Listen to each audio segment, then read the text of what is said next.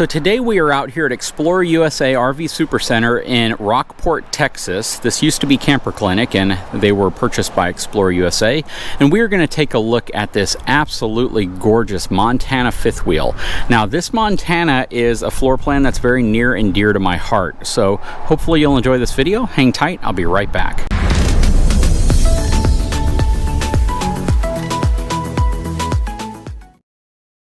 Okay, so we're going to do things a little bit different, and I'm just kind of doing this to evaluate what you guys think. We're going to start with the interior of this RV, and then we're going to work our way around to the outside. So this specific fifth wheel is a mid-bunk floor plan. This is the 3855BR. And again, this is a mid-bunk. And they've made a lot of changes. So I've featured this unit about 3 years ago on my channel. So this is kind of your opportunity to see some of the changes that they've made to it.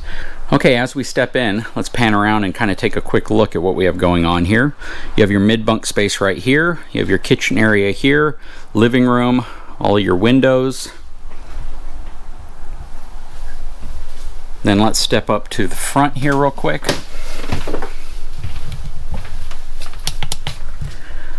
So here is your master bedroom area,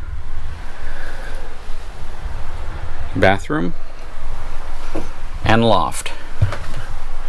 All right, so back to the living room. You can see you have a dinette right here, and this dinette actually slides out a little bit so you have some room to fit additional seats. Those seats are likely going to be up front. I like that this has the day-night roller shades, or at least the blackout shades on it, which are really nice. Block a lot of light out. And then you can see the valances, how they drop down here on the side. This is one of those areas that we had an issue with on our unit, because when the chairs are back, you can see they make contact with the valance right here. So, you know, raising these up slightly might be a resolution to that, but possibly not even putting them on might be a better one. You don't quite have the issue here with the theater seating hitting the back here, which I do like.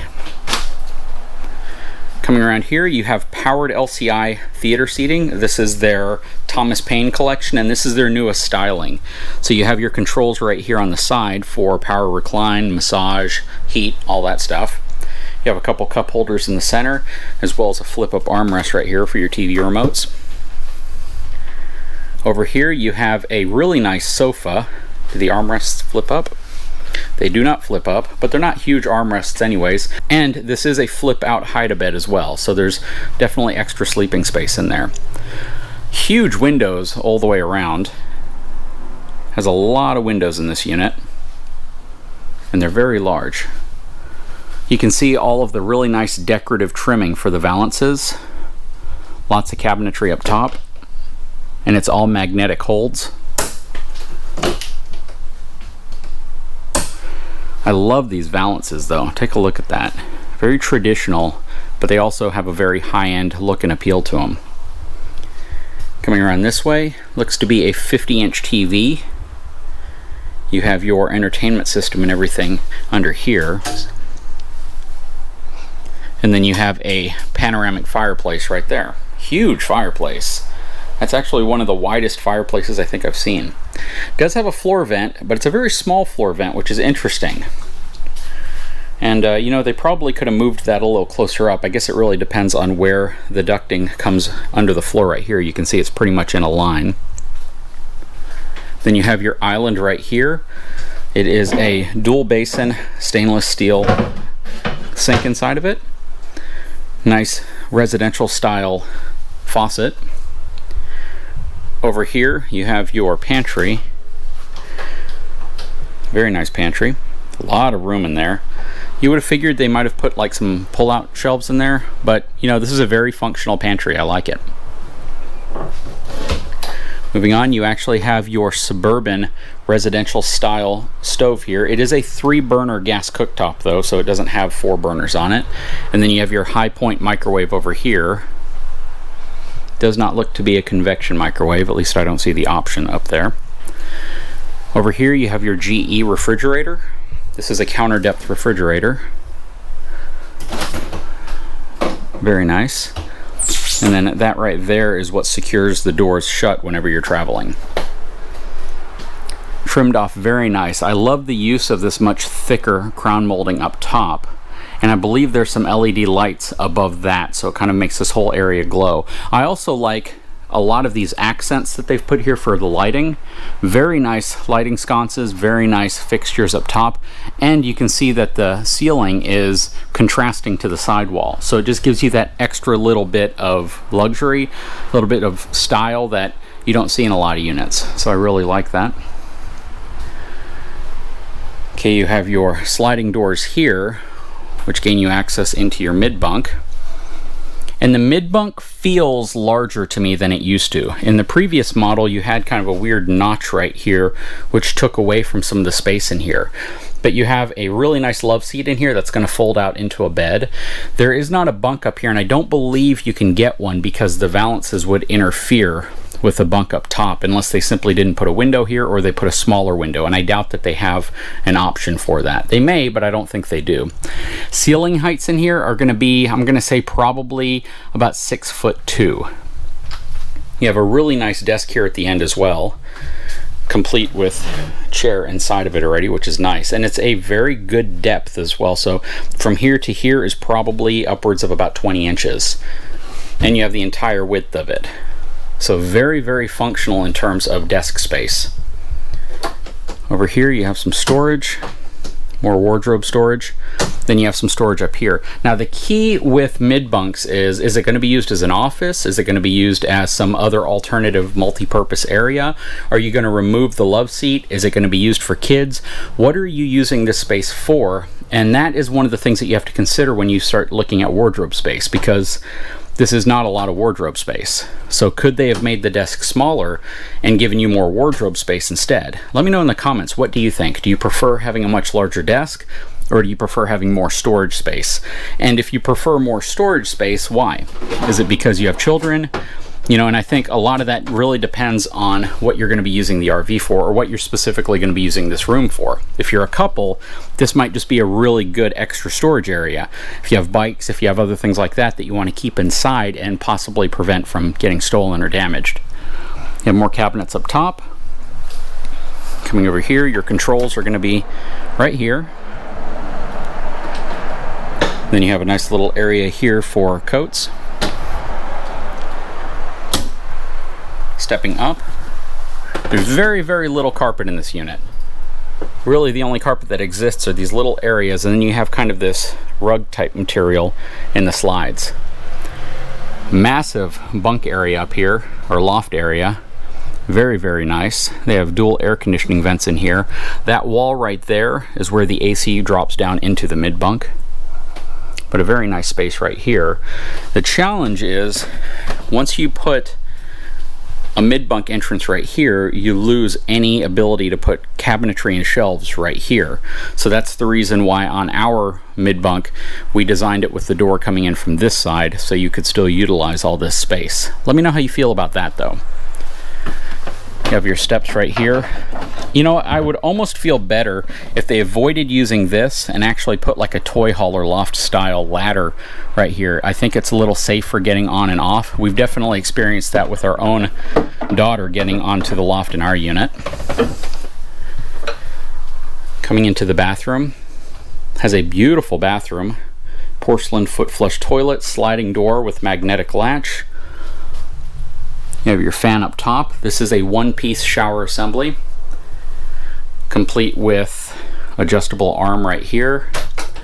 Lots of storage space. On this side, you have plenty of room next to the sink because they used a slightly smaller sink basin, which I can appreciate. Gives you some room here, gives you room for storage right here. You have your max air fan control right there as well, which is really nice. And then you have your drawers here, and they're all soft closing drawers, which is really nice. Again, magnetic latches everywhere, and that's a very interesting place for your toilet paper holder. I also like how they trimmed off this area. So this is all trimmed off with wood. In a lot of units they put a piece of plastic. Like on ours, we just kind of have this plastic bead that goes up on both ends, but this gives you the ability to have that really positive lock, which you kind of need because it's a magnetic latching system. Coming into the bedroom, Does this flip up? It does not. And even if it did, it would interfere with these valances. Now, these valances are a cloth type material, whereas the valances over there are a vinyl, so that's very interesting. You have your TV already mounted in a very nice trimmed off box. A lot of wardrobe space up here. Over here is going to be your spot for the washer and dryer, as well as the extra chairs for your dinette. You would have to take this shelf out if you want to put a stackable unit in. You have a lot of room here. This is going to be your laundry area. Nice hanging rod there. This has twin whisper quiet air conditioning systems. You can see the ducting right here, the return air, which they put a little closer together. It's a little louder, but the compromise that you get because of that is the fact that you get more airflow, which is nice. King size bed. It has the little nightstands overhanging the sides of the bed. I don't really care for that. If you do that, I think you can execute on it a little differently, because if you're laying right here and you roll into it, it can probably hurt.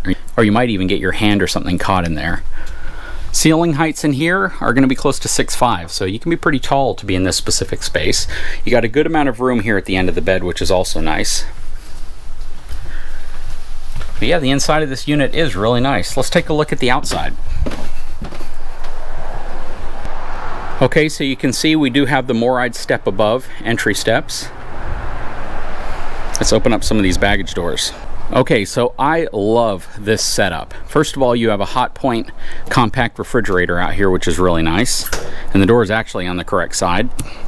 You have a pull-out cooktop right here, which is also really nice. 2-burner gas cooktop. You have your outside stainless steel single basin sink, which is also really nice, and it closes, so you can kind of use this area as a prep station if you want. You have a power outlet back there. And check out this huge pass-through storage.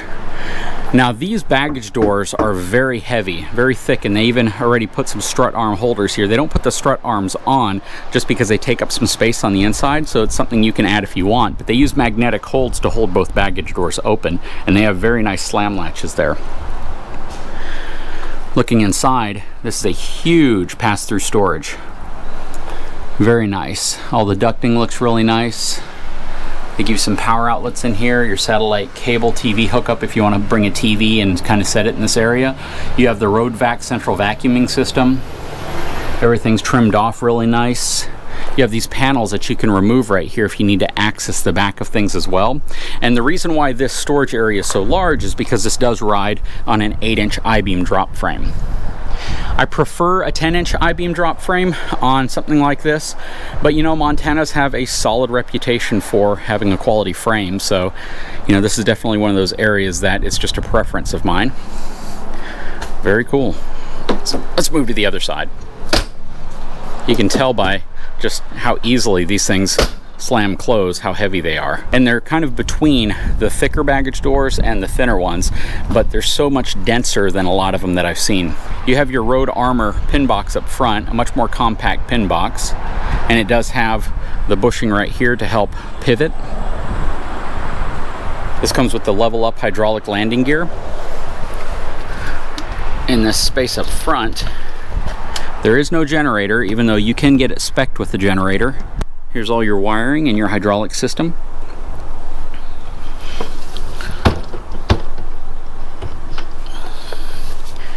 Over here is going to be access to your hydraulic system, as well as your batteries, which aren't currently installed.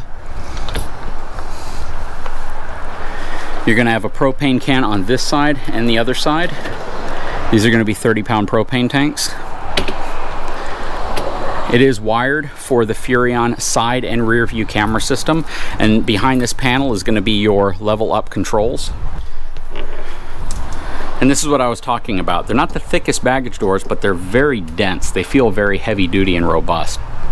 Here's your wet panel right here. You have your outside shower, all of your connections down here as well. And then your low point drain right there, and your power disconnect. Remember, this is off of your ground cable, so it's not as if you're going to get electrocuted or anything if you get it wet.